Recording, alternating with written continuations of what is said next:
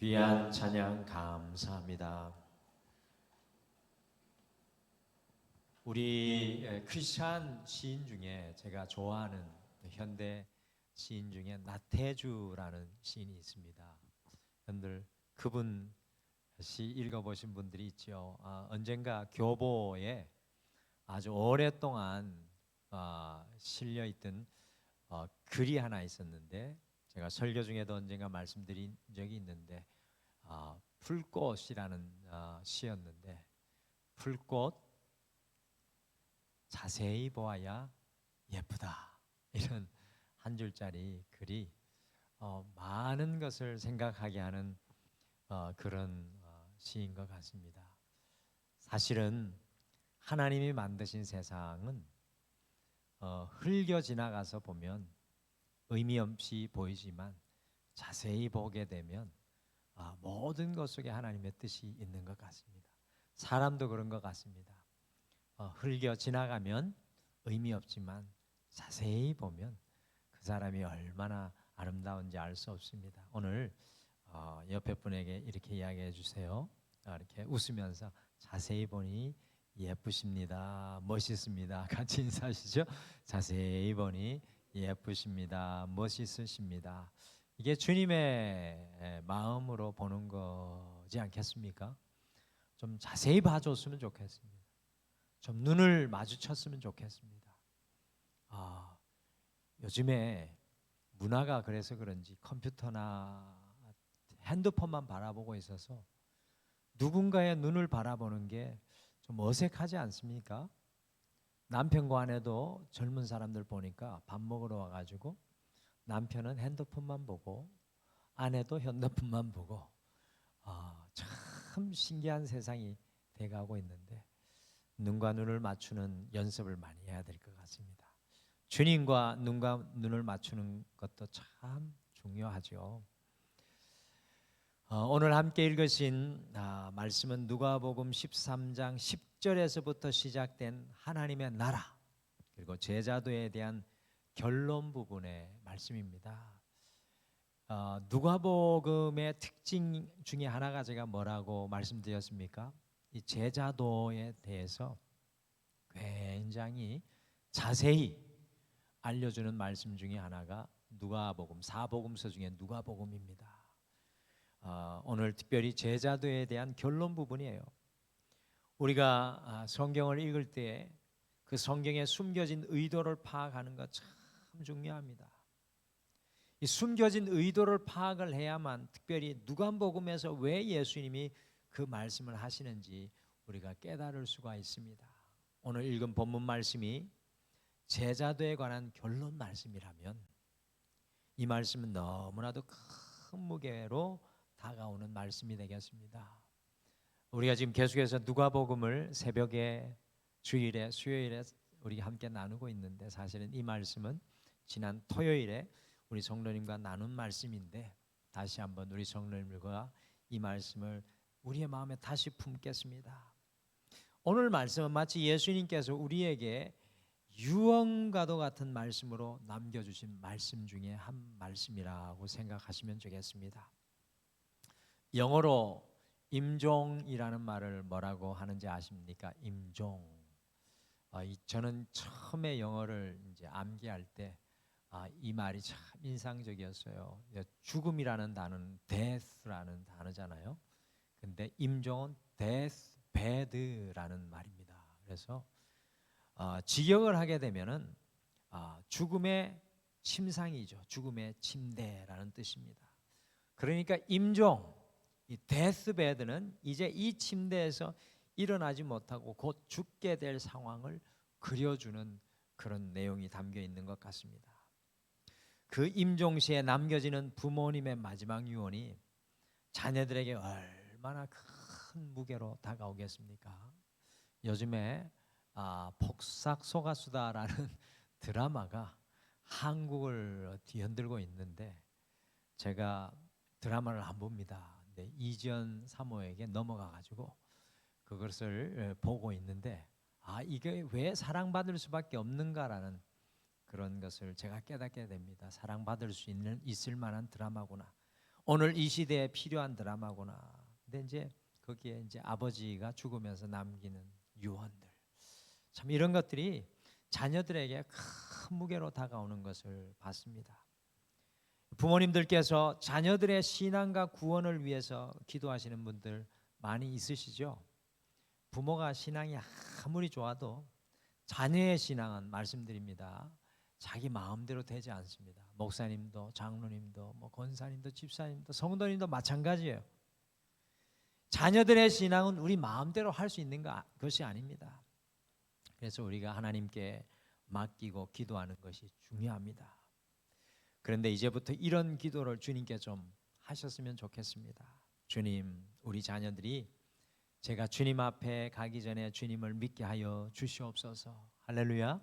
주님 앞에 가기 전에 우리 자녀들이 신앙을 가졌으면 좋겠습니다라고 기도하시고, 그러나 만일 그들의 마음이 변하지 않는다면 저를 임종시까지 정신을 맑게 해주셔서 자녀들에게 마지막으로 주님을 전할 수 있는 기회를 주시옵소서.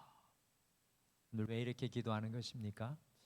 우리의 임종시의 마지막 말이 그만큼 자녀에게 큰 무게로 다가갈 것이기 때문에 그렇습니다. 부모님의 그 유언의 말을 듣고도 주님께 돌아오지 않을 자녀가 몇이나 있겠습니까?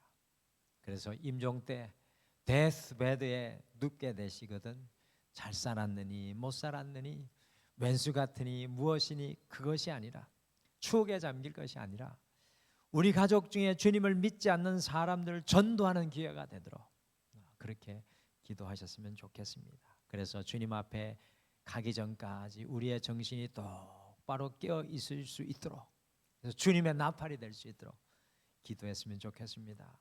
오늘 우리 예수님이요, 제자들에게 마지막 유언과도 같은 제자도에 대해서 말씀을 해주고 있습니다. 제자도는 성도의 길이라고 할 수 있잖아요.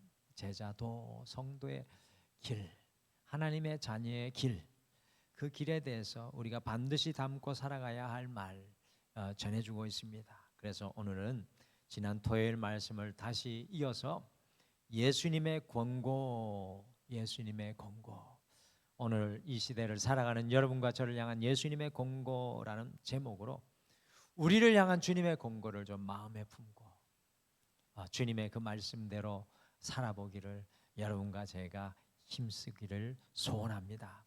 오늘 말씀해 보니까 예수님은, 우리 같이 한번 읽어보실까요? 같이 읽겠습니다. 시작. 예수님은 누구든지 실족하지 않게 할 것을 권고하십니다. 예수님께서 제자도를 마지막으로 말씀하시면서 성도인 우리를 향해서 매우 중요한 말씀을 전해주고 계십니다. 누가복음 17장 1절로 다시 돌아가서 한번 읽어보실까요? 1절 같이 읽겠습니다. 시작. 예수께서 제자들에게 이르시되 실족하게 하는 것이 없을 수는 없으나 그렇게 하게 하는 자에게는 화로다. 이 실족이라는 성경의 원어의 단어는 스칸달론이라는 단어입니다. 그 헬라어하고 영어하고도 많이 연관이 되잖아요, 그죠? 스칸달론이라는 말로 걸려 넘어지게 한다는 말씀입니다. 걸려 넘어지게 한다. 그러니 제자인 우리, 성도인 우리는 우리를 통해 걸려 넘어지는 사람이 없게 해야 합니다. 쉽게 말씀드리면 영어로 우리가 그 사람들의 스캔들이 되지 말아야 합니다. 오늘 성도에게 있어서 참 이 부분은 너무 중요한 거예요. 우리가 이 신앙의 삶의 길을 걸어가지 못할 때가 많습니다. 우리가 스칸달론, 실족의 장애물이 되지 말아야 합니다. 우리의 삶을 가만히 돌아보면 우리는 우리 홀로 넘어지는 것이 아니라 주변의 다른 사람들까지 넘어지게 할 때가 참 많습니다. 우리가 도미노가 되어버릴 때가 많아요. 우리가 흔들리기 때문에 다른 사람들까지 흔들리게 만들어버리고 다른 사람들까지 넘어지게 만들어버립니다. 다른 사람들의 걸림돌이 될 때가 많습니다. 교회 안에서도 신앙생활 하면서도 다른 사람들을 실족하게 할 때가 많습니다. 여러분들, 근데 이거를 아무렇지 않게 생각하는 성도가 있습니다. 너무 무서운 거예요. 저는 이 부분에 대해서 우리가 신앙인들이 생각해야 합니다. 오늘날의 신앙인들이 얼마나 많은 성도들을, 특별히 믿지 않는 성도들을 흔들리게 합니까? 오늘 믿는 사람들이. 우리 가정 속에서도 우리 남편과 아내 또 자녀들을 실족할 때가 우리가 얼마나 많이 있습니까? 오늘 1절에서 예수님께서는 우리가 실족하게 하는 것이 없을 수는 없다라고 이야기합니다. 예수님도 우리의 연약함을 아세요. 우리가 가는 데는 흔들림의 역사가 있다는 것을 아십니다. 나로 우리가 연약하기 때문에 넘어지게 할 수 있다는 겁니다.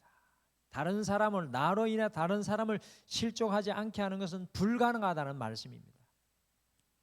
우리는 연약하기 때문에 의도치 않게요, 우리 때문에 다른 사람들이 실족하는 경우가 있습니다.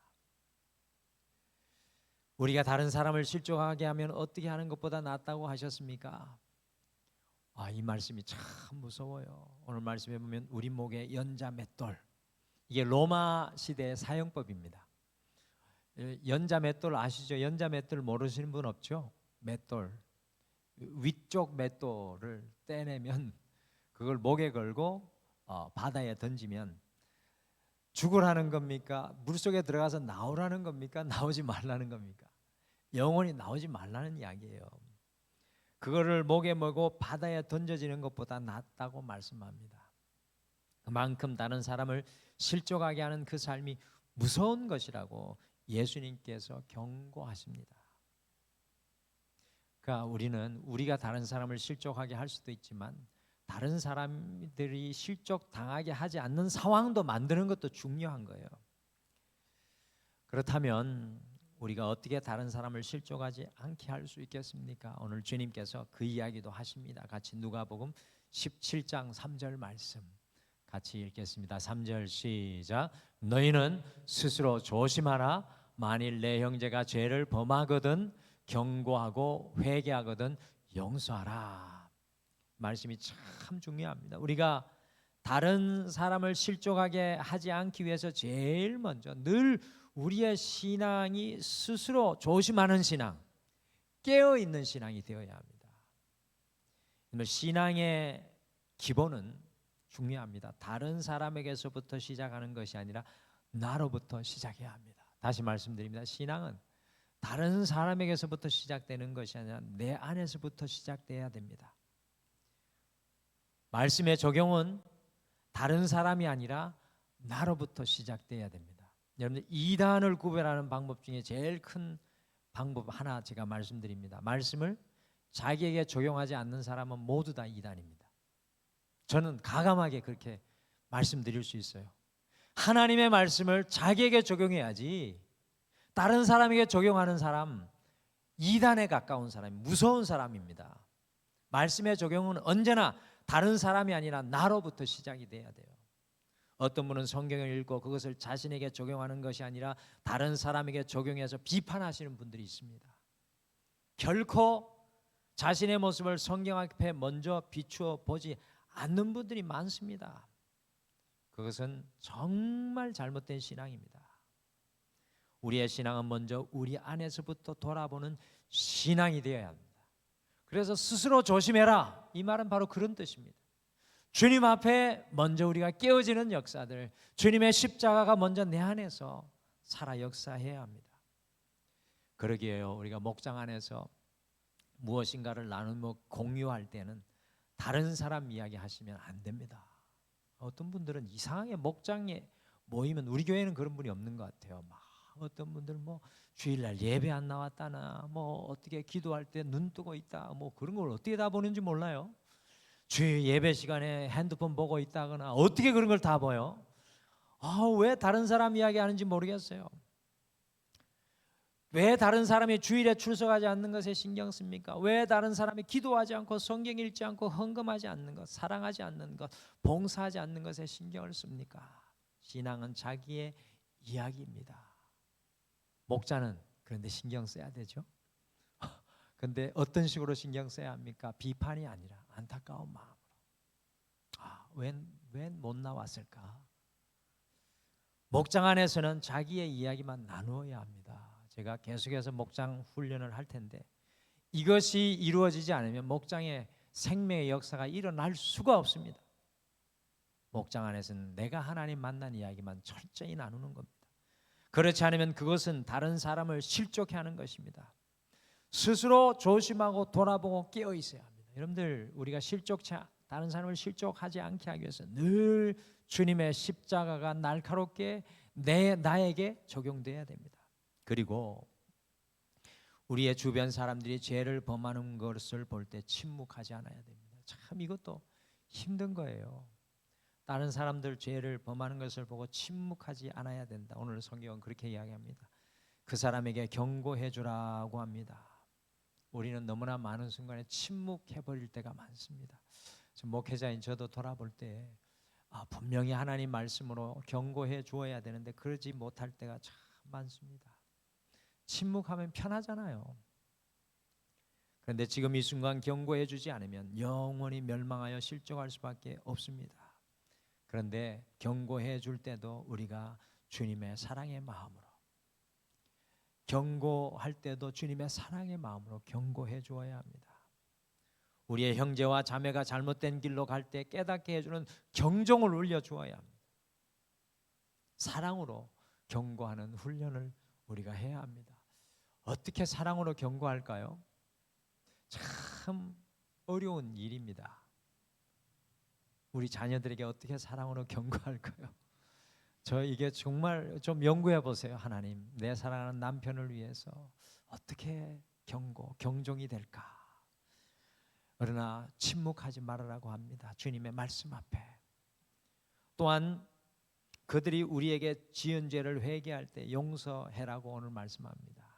우리가 실족하게 하지 않기 위해서 우리에게 지은 죄를 회개할 때 용서해야 합니다. 얼마나 용서해 주어야 될까요? 4절에 보시면 하루에 7번이라도 죄를 짓고 돌아와 내가 회개하노라 하면 용서해 주라고 합니다. 여러분들 생각해 보십시오.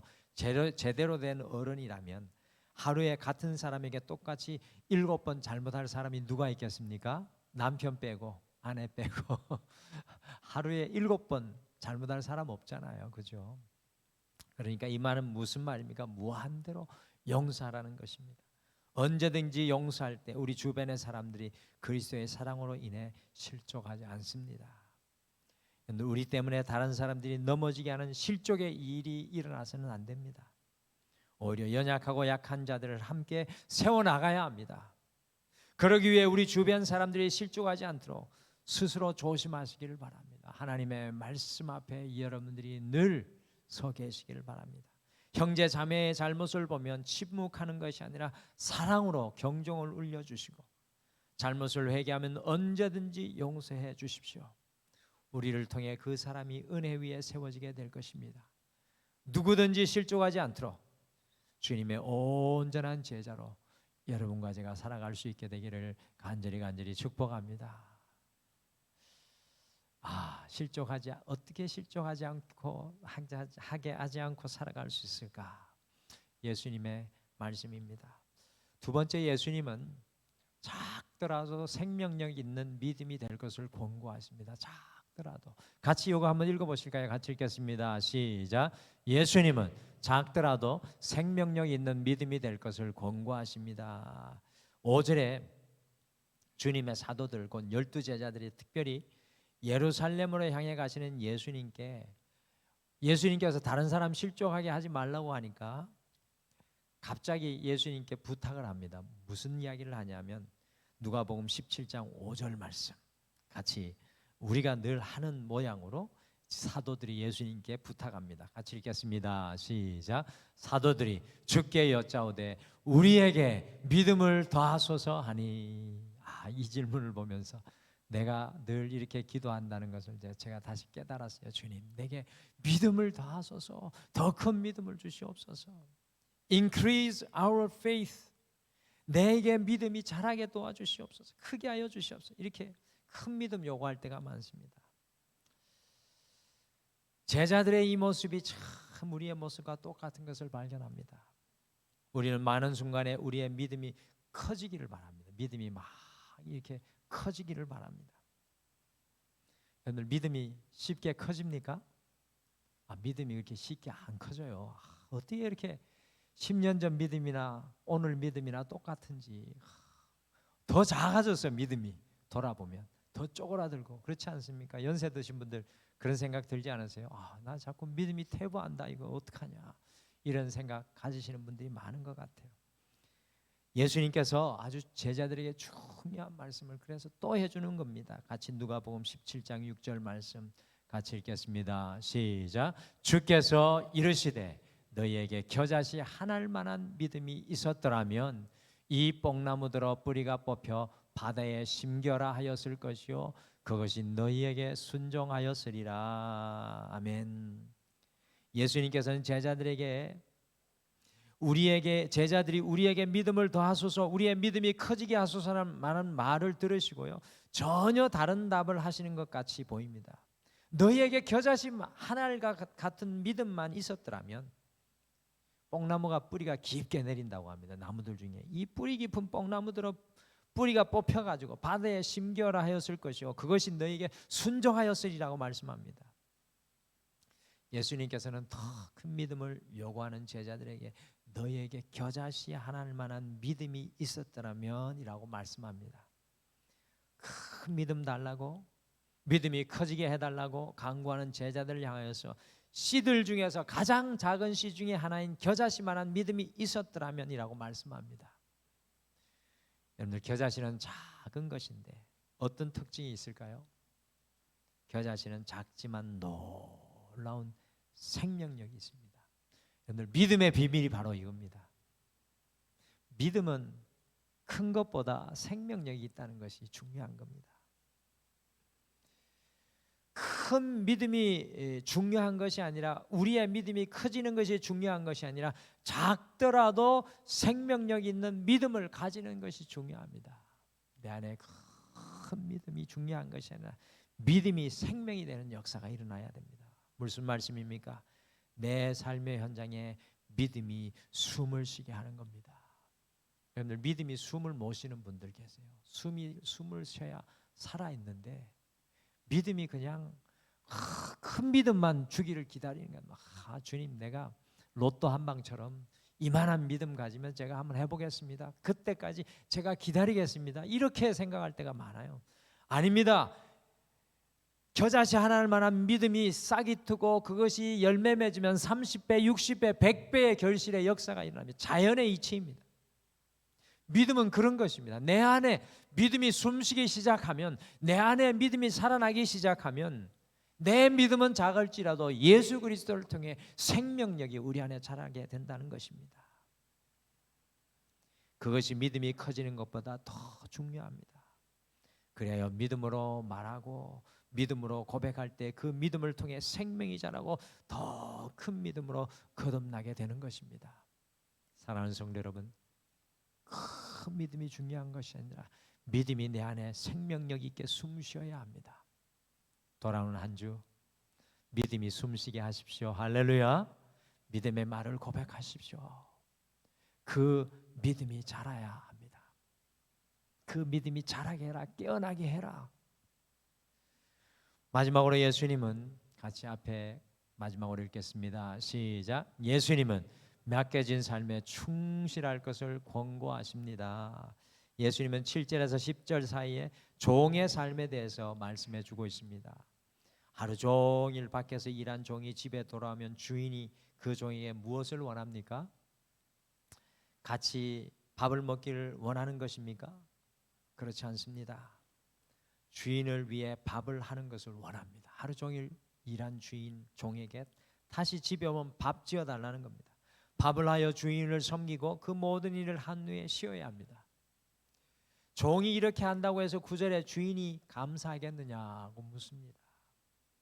주인은 종에게 감사하지 않습니다. 그러면서 제자들에게 주인이 아닌 종인 우리들, 성도들에게 무엇이라고 말씀합니까? 누가복음 17장 10절, 평생에 우리의 좌우명이 될 말씀을 전해줍니다. 같이 읽겠습니다. 시작.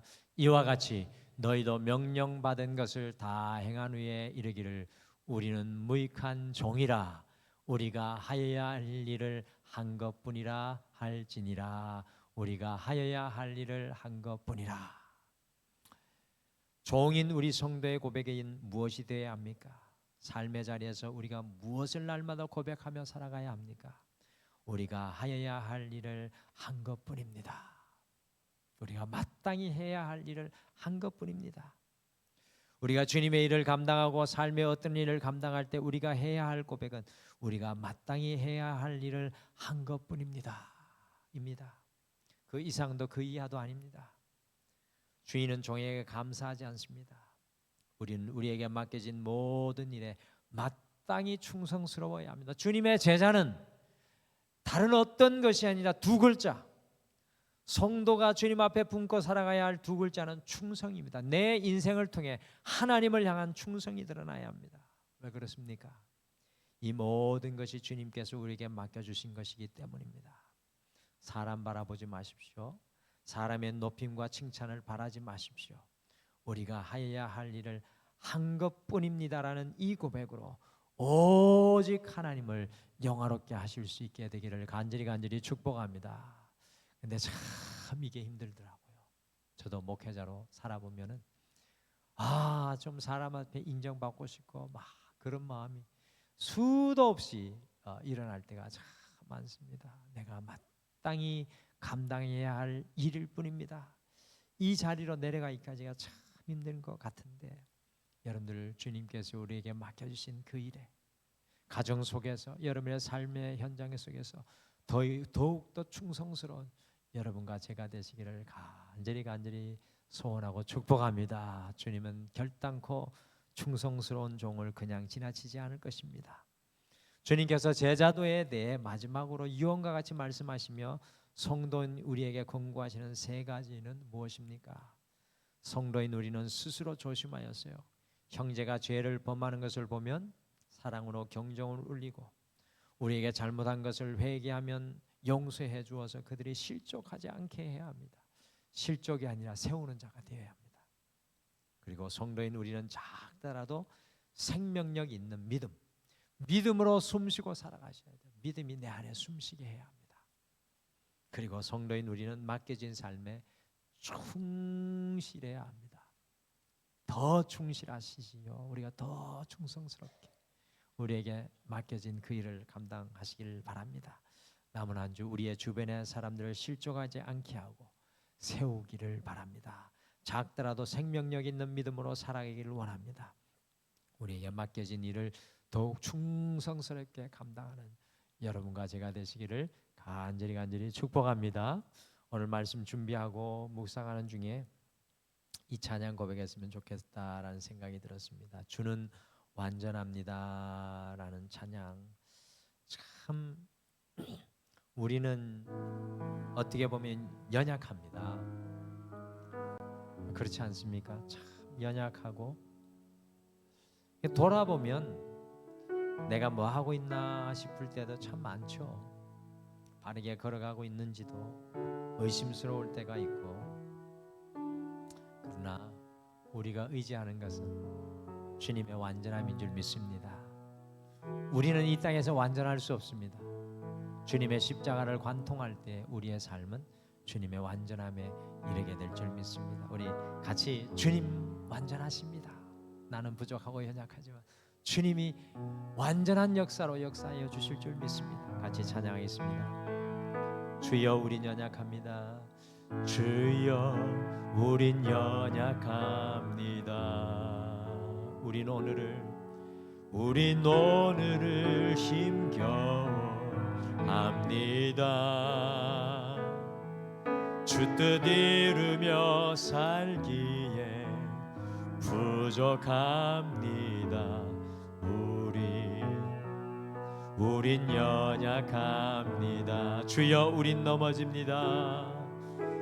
주여 우린 넘어집니다. 오늘 하루 또 실수합니다. 주의 긍휼을 구하는 죄인입니다. 우리 주만 바라봅니다. 아멘. 한없는 주님의 은혜,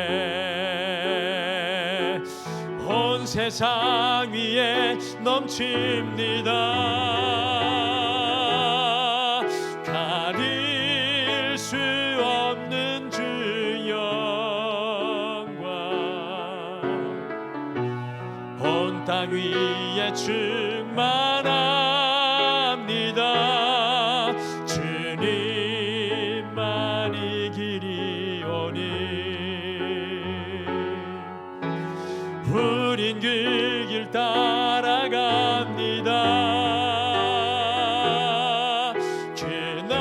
그날에 우릴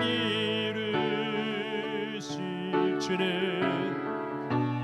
주는 완전합니다. 우리 다시 한번 고백할까요? 주여 우린 연약합니다. 주여 우린 연약합니다. 우린 오늘을 힘겨워합니다. 주 뜻 이루며 살기에 부족합니다. 우린 연약합니다. 주여 우린 넘어집니다. 주여 우린 넘어집니다. 오늘 하루 또 실수합니다. 주의 긍휼을 구하는 죄인입니다. 우리 주만 바라봅니다. 아멘. 한없는 주님의 은혜 온 세상 위에 넘칩니다.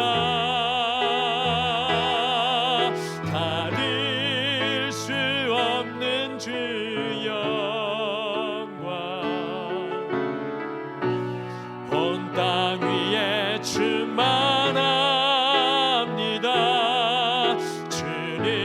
주님만이 길이오니 우린 그 길 따라갑니다.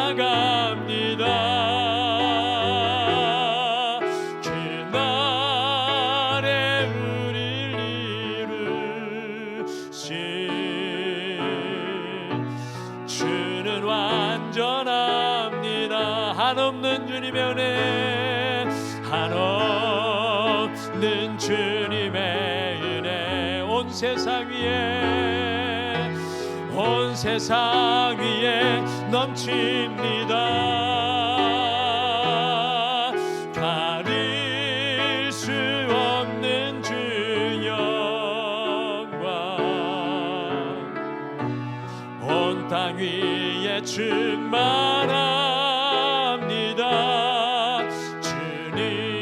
주님만이 길이오니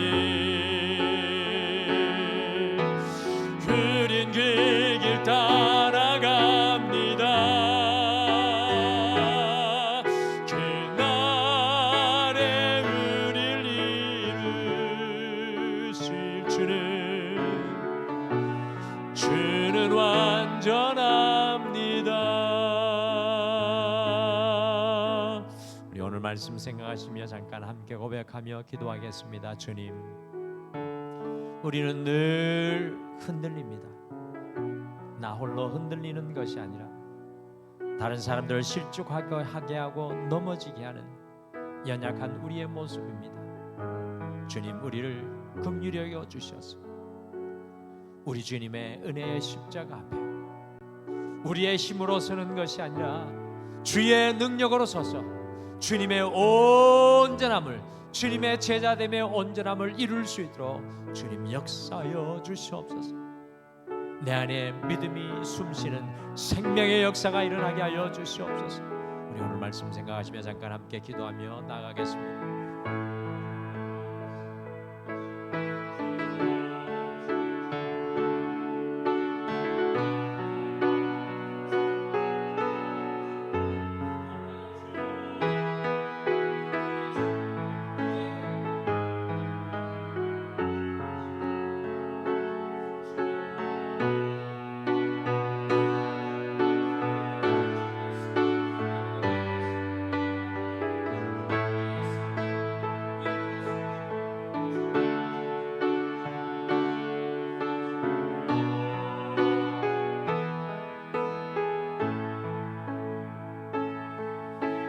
그날에 우릴 이루시 주는 완전합니다. 그날에 우릴 이루시 주는 완전합니다.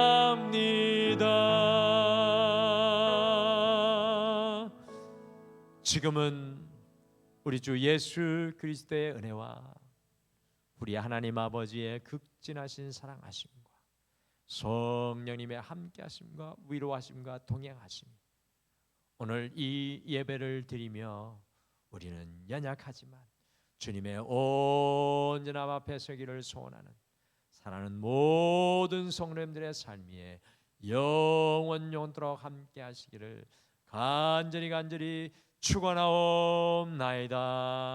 아멘.